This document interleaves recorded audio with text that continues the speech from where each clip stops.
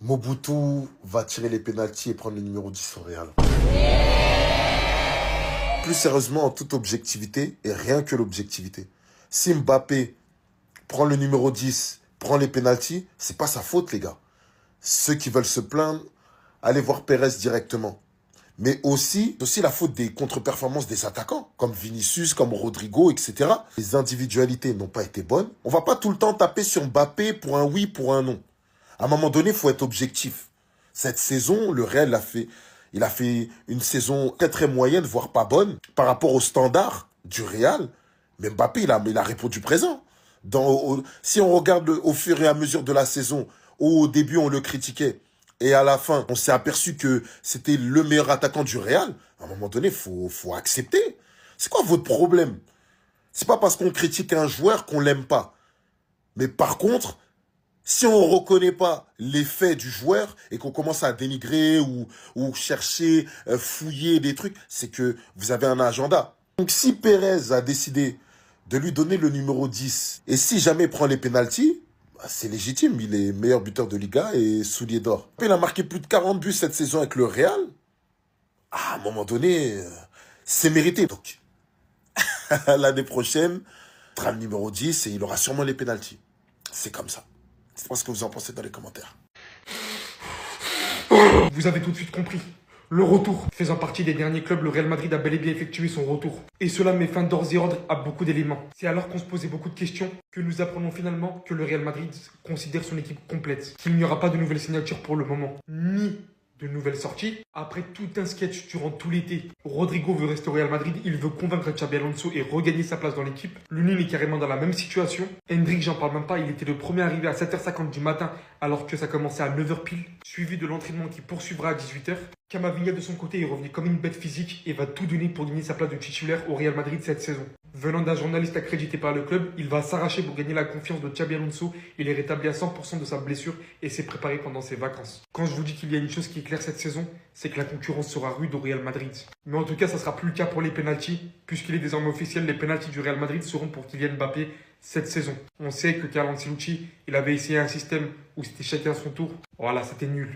C'était nul qu'on se le dise. Désormais, Kylian prendra tout et c'est tout à fait logique. Jude Bellingham, va falloir attendre encore 2 mois avant son retour. Comme vous le voyez, il se remet petit à petit de sa blessure. Ce qui est sûr, c'est que j'y crois. Je crois à cette équipe, même si ça a été dur par certains moments. Je fais confiance sur le long terme malgré tout. J'ai des trucs de fou à vous dire aujourd'hui, les gars. Mais avant ça, c'est la première fois que je mets un maillot de Madrid. Je me rends compte que je suis vraiment une fraude, moi. Bref, Madrid ne signera personne d'autre cet été. Les dirigeants considèrent que l'effectif est complet. Xabi Alonso devra donc faire sa saison avec l'équipe qu'il a à l'instant T. Les pénaltys de Madrid seront probablement pour Mbappé la saison prochaine. Ça me paraît logique. Kylian a le taux de réussite au pénalty le plus élevé de nos attaquants. Un taux de réussite de 79,3% contre seulement 66% pour Vinicius. Toute l'équipe est arrivée ce matin pour les tests médicaux avant l'entraînement de ce soir. Et même Rodrigo était présent. Je suis vraiment curieux de voir comment ça va se passer pour la suite. La stratégie actuelle de Vinicius Junior est risquée. J'ai décrit la même situation qu'avec Cristiano en 2018. Il commence à perdre le soutien des supporters. C'est exactement ce qui est arrivé à Özil, Di Maria, CR7 ou encore Ramos lorsqu'ils ont voulu défier la direction. Ils ont tous perdu ce bras de fer. On a une photo de Bellingham après son opération. Cicatrice sur le bras, mais après c'est normal. Il devrait faire son retour en octobre. Mais les gars, la vie va tellement nous manquer dans l'effectif. Bref, ce soir, entraînement à 18h à Valdebebas. Xabi Alonso, s'il te plaît, mon ref, faut barrer à fond. Mais sinon, les gars, dites-moi dans les commentaires si vous reconnaissez le maillot. Vous connaissez déjà à la Madrid. Soignez.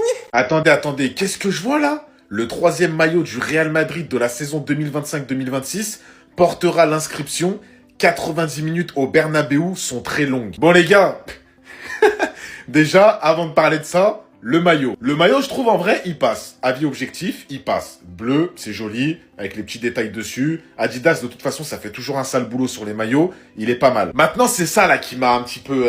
c'est ça. 90 minutes au Bernabéu, c'est long. Ah les gars, c'est pas pour vous faire. C'est pas pour vous faire. Vous avez fait des grands matchs, on rigole un peu. En Ligue des Champions, des fois, c'est vrai qu'au Bernabéu, il s'est passé des miracles. Mais tu vois là, je suis obligé de rigoler et je suis obligé de mettre le FC Barcelone en valeur.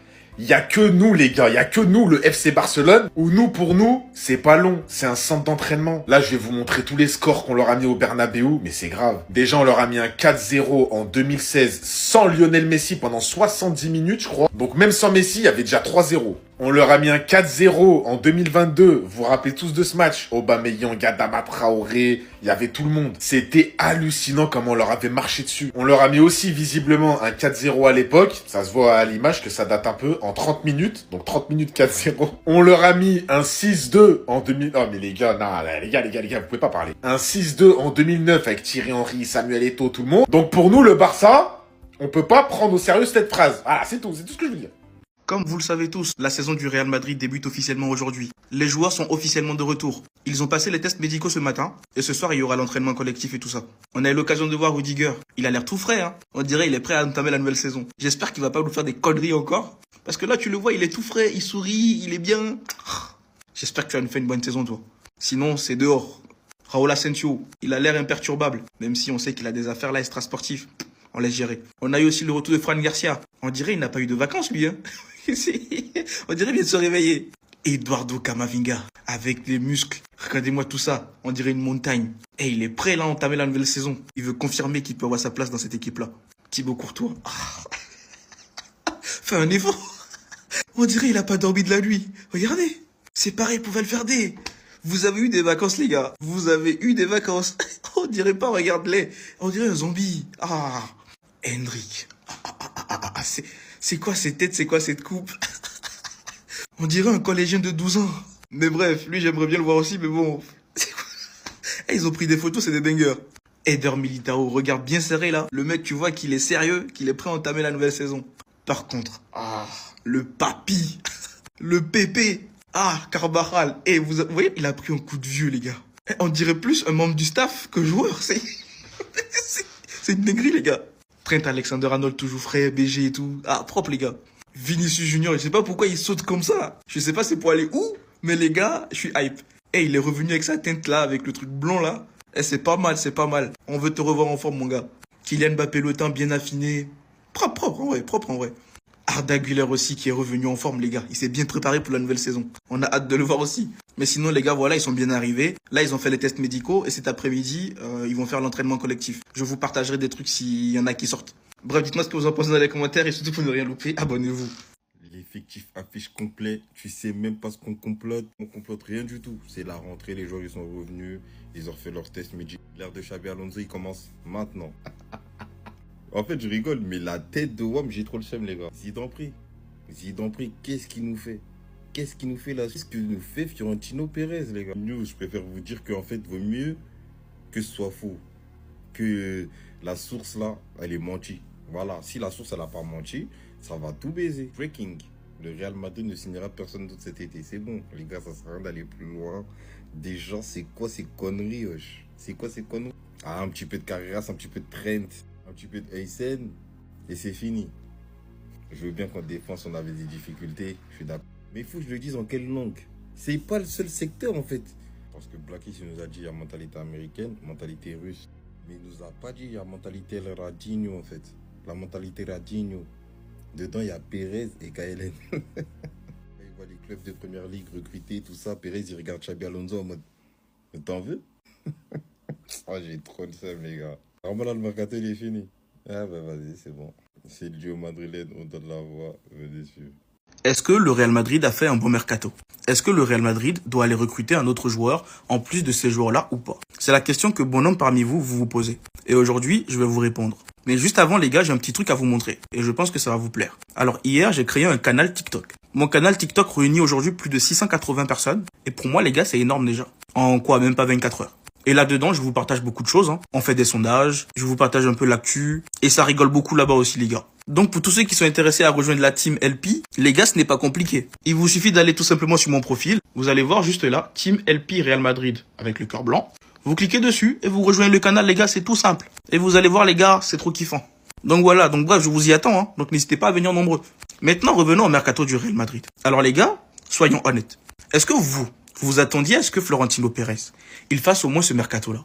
Est-ce que si en début de mercato, on vous aurait dit que Pérez aurait ramené Carreras, Trent Alexander-Arnold, Dina Hussein, Franco Mastantuono, vous aurez cru ou pas? Je ne pense pas. Et moi, le premier, je n'y aurais pas cru. C'est pour vous dire par là que le mercato, il n'est pas encore parfait. Mais franchement, les gars, ça va. On fait un bon mercato. En plus, je trouve qu'il y a des postes qui ont été bien comblés. Oui, mais il y a certains qui pensent que c'est insuffisant. Mais pour moi, je trouve que c'est déjà un bon point de départ. Pour Xabi Alonso, en tout cas. Parce que les gars, n'oubliez pas qu'on prend Álvaro Carreras, parce qu'en soi, le poste de défenseur gauche, il est troué. T'as soit Ferland Mendy qui passe son temps à l'infirmerie, ou t'as Fran Garcia qui n'est pas vraiment fiable sur le long terme, ou encore on ne sait pas quel niveau il peut avoir face à des grosses équipes. Donc il fallait qu'on comble ce poste-là. Surtout qu'on a eu une clim de la part de Alphonso Davies, les gars. On oublie trop vite, hein. Donc pour moi, c'est bien. Ensuite, tu recrutes Trent Alexander-Arnold, parce qu'on se rendait tous compte que Dani Carvajal, il commençait à se faire vieux. En plus, il a eu une grosse blessure, donc les ligaments croisés, et ça ne pardonne pas. Donc on ne sait pas s'il va pouvoir revenir en forme ou pas. Donc pour moi, c'est encore mieux, c'est parfait. Ensuite, tu prends Dina Hausen, parce qu'on a remarqué qu'en défense, on n'a pas de joueur de ballon. Et là, tu ne peux pas faire mieux en joueur de ballon. C'est le mec idéal, c'est le joueur qu'il te fallait. Il est jeune, il a du talent, il a du potentiel, et le mec, il va s'instaurer en tant que titulaire indiscutable. Donc pour moi, c'est encore une recrue parfaite. Ensuite, tu prends Franco Mastantuono, un joueur talentueux apparemment, pour amener un petit vent frais, soit en attaque, soit au milieu de terrain, parce qu'il peut jouer numéro 10, ou il peut jouer ailier droit. Donc oui, certes pour moi le mercato il n'est pas parfait à 100%, mais les gars je ne peux pas cracher dessus. Pour moi c'est déjà bien pour débuter quelque chose, pour débuter un projet avec Xabi Alonso. Sachant que tu as des joueurs qui sont encore au club, il n'y a pas vraiment eu des départs, à part Luka Modric et tout ça, Lucas Vazquez, Valero, tout ça. T'as pas vraiment eu de gros départs qui peut t'amener encore à recruter d'autres gros joueurs. Donc tu ne peux que faire avec ceux que tu as déjà chez toi. Et tu rajoutes cela, les gars, c'est un bon point de départ. Je ne pourrais pas cracher dessus et je pense que pour moi, c'est un bon mercato. On verra ensuite avec le temps, mercato hivernal ou mercato d'été prochain, on verra tranquillement les gars. Surtout qu'on ne sait pas, il y a peut-être des joueurs qui sont là qui vont peut-être nous surprendre, on n'en sait rien. Donc pour moi, le Real fait un bon mercato. Bref, à vous de me dire dans les commentaires qu'est-ce que vous en pensez. Est-ce que pour vous, le Real fait un bon mercato ou pas? Est-ce que pour vous, on devrait ramener encore d'autres joueurs là-dessus ou pas? Et surtout, pour ne rien louper, vous savez ce qu'il vous reste à faire. Abonnez-vous les gars. Enfin, l'ère Xabi Alonso commence vraiment aujourd'hui. Le retour du Real Madrid à l'entraînement enfin. On est le 4 août. J'attendais ça depuis. Malheureusement, même si j'attendais le Real depuis longtemps, le groupe du Real Madrid actuel est définitif apparemment d'après Arancha Mobile. Aucun départ ni arrivée ne se fera. Xabi Alonso devra faire avec l'effectif à sa disposition. Moi personnellement, j'irai chercher un milieu de terrain reculé. Un Steeler, j'irai le prendre, il a 40 millions. Je le prendrai tous les jours, honnêtement. Parce que je sais qu'il y a Mastantuono qui arrive. Il y a Bellingham qui est blessé. Mais Mastantuono, les gars, il connaît pas encore le football européen. Il peut venir et faire du sale direct, hein. C'est pas ce que je dis. Mais faut lui laisser du temps. Il a que 17 ans, il va avoir ses 18 ans. Ou je crois qu'il a déjà 18 ans, bref. Laissez-lui du temps les gars. En tout cas quand même ça me fait aussi plaisir parce que je sais que Güler il aura beaucoup plus de temps de jeu. Il aura beaucoup plus d'importance dans ce dispositif de Xabi Alonso. On apprend aussi que le Real Madrid ne compte pas se séparer de Rodrigo. Seule une offre de 90 millions ou plus pourrait changer la donne. Et vous les gars, à ce prix là vous le vendez ou vous le gardez? Et les joueurs ont passé leur traditionnelle visite médicale d'avant-saison. Je suis pressé que la Liga reprenne. Honnêtement je suis pressé de fou malade. Et pour finir, on apprend que Kylian Mbappé sera le tireur de pénalty numéro 1 au Real Madrid. Et vous auriez mis Kylian Mbappé ou vous aurez remis Vinicius Junior? C'est chez vous et abonnez-vous à l'équipe, on est ensemble, ça bouge pas, vous connaissez déjà.